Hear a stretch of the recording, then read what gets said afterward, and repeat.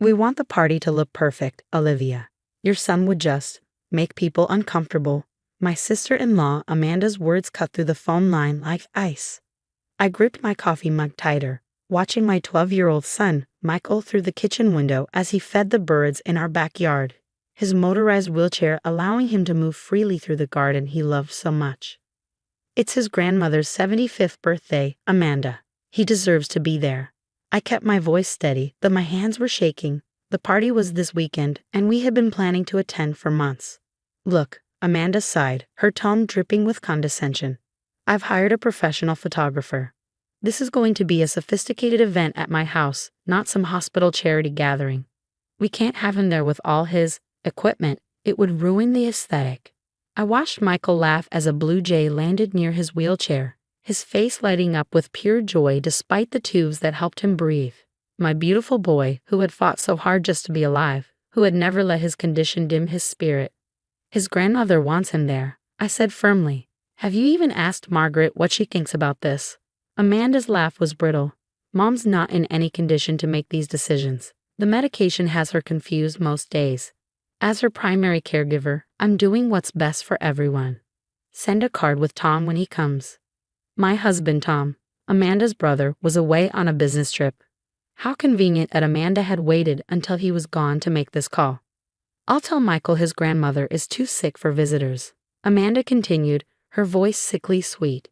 It's better than having him there making everyone uncomfortable. I mean, really, Olivia, you know how people stare. I'm doing you a favor. Before I could respond, I heard shuffling on the other end of the line, followed by a sharp intake of breath. Then, clear as day, Margaret's voice rang out. Amanda Jean Roberts, what did you just say about my grandson? Silence. Then Margaret spoke again, her voice stronger than it had been in months. Give me that phone right now. Mom, you should be resting, Amanda protested, but Margaret wasn't having it. Olivia, are you still there, dear? Yes, Margaret, I'm here. You bring my precious Michael to this party. I don't care what anyone says. It's my birthday and I want all my grandchildren there. Her voice cracked slightly. And tell Michael his butterfly garden book is waiting for him. I got it specially. I felt tears prick my eyes. Margaret had always seen Michael for who he was, a bright, curious boy who loved nature and could name every butterfly species in North America. She had never treated him differently, never acted like his disability made him less worthy of love. Of course, Margaret. We'll be there. Amanda came back on the line, her voice tight with anger. Fine, bring him. But keep him in the corner or something. I don't want him in the main photos. I hung up without responding, my blood boiling. Through the window, I watched Michael carefully placing seeds in his bird feeder, his movements deliberate and precise despite the challenges his body presented.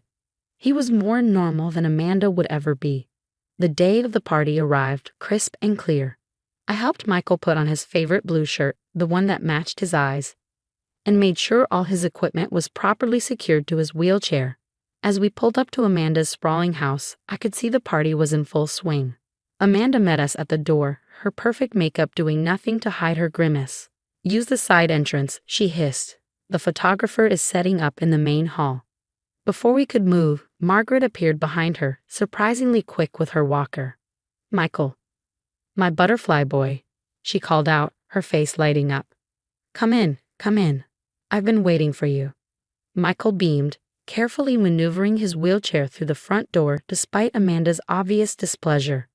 The photographer, a young woman with kind eyes, immediately came over. You must be Michael. Your grandmother hasn't stopped talking about you, she said warmly. I hear you're quite the nature photographer yourself. Would you like to see my camera setup? Amanda's face turned an interesting shade of red as the photographer spent the next 15 minutes showing Michael her equipment, genuinely interested in his own wildlife photos, ones he had taken from his wheelchair. The party progressed, and despite Amanda's attempts to keep us relegated to the corners, Margaret kept calling Michael to her side, proudly introducing him to everyone as her brilliant grandson who knows more about butterflies than that Nature Channel. I noticed Margaret seemed more tired than usual, but her eyes were sharp as she watched Amanda's behavior throughout the day. Several times, I caught her making notes in a small notebook she kept in her pocket, her expression thoughtful. 2 weeks later, we received the call that changed everything. Margaret had passed away peacefully in her sleep. The call for the will reading came shortly after, with strict instructions that all family members must attend. None of us could have predicted what would happen next. The day of the will reading was overcast, matching the somber mood as we gathered in Mr. Peterson's law office. Amanda had positioned herself front and center, dressed in designer black as if starring in her own personal tragedy. She kept shooting pointed looks at Michael's wheelchair, which I had placed right beside my chair, clearly annoyed by the software of his breathing equipment. "We should do this quickly," she announced to the room. "All this medical machinery is disrupting the solemnity of the moment." Mr. Peterson, Margaret's lawyer for over 30 years, peered at Amanda over his reading glasses with barely concealed disapproval. "Actually, Mrs. Roberts, your mother was quite specific about wanting everyone comfortable and present for this reading. Shall we begin?" He pulled out a thick envelope, the seal unbroken. This will was updated 2 weeks ago, the day after Margaret's 75th birthday party. Amanda sat up straighter, a smug smile playing at her lips. As Margaret's primary caregiver, she had clearly been expecting the lion's share of the estate. "First," Mr. Peterson began, "to my daughter Amanda."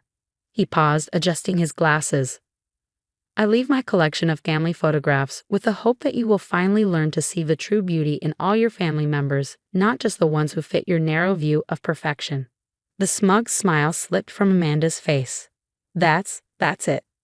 "To my son Tom," Mr. Peterson continued, nodding at my husband, "I leave my late husband's woodworking tools and workshop, knowing you'll continue the tradition of building beautiful things with patience and care." Tom squeezed my hand, tears in his eyes. He had spent countless hours in that workshop with his father as a boy. "To my daughter-in-law Olivia," Mr. Peterson looked at me warmly, "I leave my personal library and all its contents, including my collection of rare botanical books. Your gentle spirit and fierce protection of those you love remind me so much of myself." I thought of all the afternoons I had spent with Margaret in that library, discussing books while Michael played nearby. She had taught me so much about standing firm in the face of prejudice. And to my beloved grandson Michael, Mr. Peterson's voice softened as he turned to face my son. "I leave my house and grounds, including the greenhouse and gardens, along with a trust to maintain them. Your love of nature and ability to find beauty in every living thing has been one of my life's greatest joys." Michael's eyes widened in surprise and delight. The gardens had been his special place with his grandmother, where she had taught him about butterflies and plants from his wheelchair. "The remainder of my estate," Mr. Peterson continued, raising his voice slightly as Amanda began sputtering protests, "is to be divided into 2 portions. The first will establish a foundation for making public gardens more accessible to people with disabilities.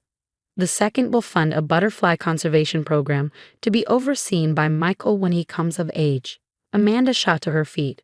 "This is ridiculous." She was confused, all those medications. "I took care of her. That house should be mine." Mr. Peterson calmly pulled out another envelope. Margaret anticipated this reaction. She asked me to read this letter in such an event. He cleared his throat and began to read. "My dearest family, if this letter is being read, it means Amanda is protesting my decisions. Let me be clear. I was perfectly sound of mind when making these choices. In fact, it was at my birthday party that I gained complete clarity. When I overheard Amanda trying to exclude Michael, when I watched her spend the entire party trying to hide him away, I realized she had lost sight of what truly matters. A family's perfection isn't found in photographs or appearances. It's found in the love we show each other, especially those who face life's greatest challenges." I've watched Michael face every obstacle with courage and joy, while Amanda has grown increasingly shallow and cold. The house and gardens will flourish under Michael's care because he understands what I've always known, that true beauty grows in the most unexpected places. The room fell silent except for the gentle whir of Michael's equipment. Amanda stood frozen, her face a mask of shock and fury. Mr. Peterson folded the letter and looked at her steadily. "The will is legally binding, Mrs. Roberts. Your mother had 2 separate doctors verify her mental competency the day she made these changes." Amanda turned to Tom, desperation in her eyes. "You can't let this happen. It's not fair." But Tom, my wonderful husband, who had been finding his voice lately, shook his head. "No, Amanda. What's not fair is how you've treated my son all these years. Mom made her choices, and I support them completely. As we prepared to leave the office, I caught sight of our reflection in the window. Michael in his wheelchair, surrounded by people who loved him exactly as he was. Amanda stood apart, her perfect image finally cracked, revealing the ugliness that had been there all along. The real estate paperwork would be drawn up next week. Soon, Michael's beloved butterfly garden would be his own, a legacy from the grandmother who had seen the true beauty of his soul. And Amanda? She had her photographs. Perfect images of a perfection that never really existed. I hoped that someday she'd learn to see beyond them. 1 month after the will reading, Michael and I stood at the entrance of his new garden. Spring was arriving, bringing with it the first butterflies of the season. The house behind us was undergoing accessibility renovations. Wider doorways, ramps, and specialized equipment were being installed in every room. Tom had taken charge of the project, determined to make every inch of his mother's home accessible for his son. Amanda hadn't spoken to any of us since the will reading, though we'd heard through relatives that she was reviewing her legal options. When we told Mr. Peterson, he had simply laughed, saying Margaret had made everything ironclad. "Look, Mom," Michael's excited voice drew my attention back to the present. A monarch butterfly had landed on his wheelchair's armrest, its orange wings catching the morning sun. Grandma always said they were good luck. As if to prove his point, more butterflies began arriving, drawn to the flowers Margaret had so carefully chosen and planted over the years. Michael knew every species by sight, rattling off their scientific names with enthusiasm. "Mrs. Mitchell," a voice called from the driveway. It was Sarah, the photographer from the birthday party. She smiled warmly as she approached. "I hope you don't mind me stopping by. I have something I think you should see." She pulled out an envelope containing photographs from Margaret's party. But these weren't the formal shots Amanda had demanded. These were candid moments, Margaret and Michael laughing together as they looked at a butterfly book, Michael showing another child how his wheelchair worked, the genuine joy on Margaret's face as she watched her grandson engage with other guests. "Your mother-in-law asked me to take these," Sarah explained. "She said sometimes the most beautiful pictures are the ones that capture real moments, not posed perfection." Tears welled in my eyes as I flipped through the photos. In each one, Michael's medical equipment was visible, but it didn't detract from the beauty of the moments. If anything, it added to their authenticity. "There's something else," Sarah hesitated. "I overheard Mrs. Roberts, Amanda, making some calls that day. She was trying to arrange for Margaret to be moved to a nursing home, claiming she was no longer competent to make decisions." My head snapped up. "What?" Sarah nodded grimly. "I told Margaret what I'd heard. That's when she asked for my card and said she had some urgent business to take care of. I guess now I know what that business was." The pieces clicked into place. Margaret's sudden will change hadn't just been about the birthday party, she'd been protecting herself and her legacy from Amanda's manipulations. A commotion at the gate interrupted our conversation. Amanda stood there, her designer handbag clutched like a shield, her perfect makeup unable to hide her obvious distress. "I want to talk to Michael," she announced, her voice carrying across the garden. Several butterflies scattered at the sound. I started to object, but Michael touched my arm. "It's okay, Mom. This is my home now. I can handle this." Amanda approached, her high heels sinking slightly into the soft garden path. She stopped a few feet from Michael's wheelchair, clearly uncomfortable. "I've been thinking," she said, not quite meeting his eyes. "Perhaps we could share the house. I could help manage things, make sure everything looks appropriate. You mean make sure I stay out of sight?" Michael's voice was calm, wise beyond his years.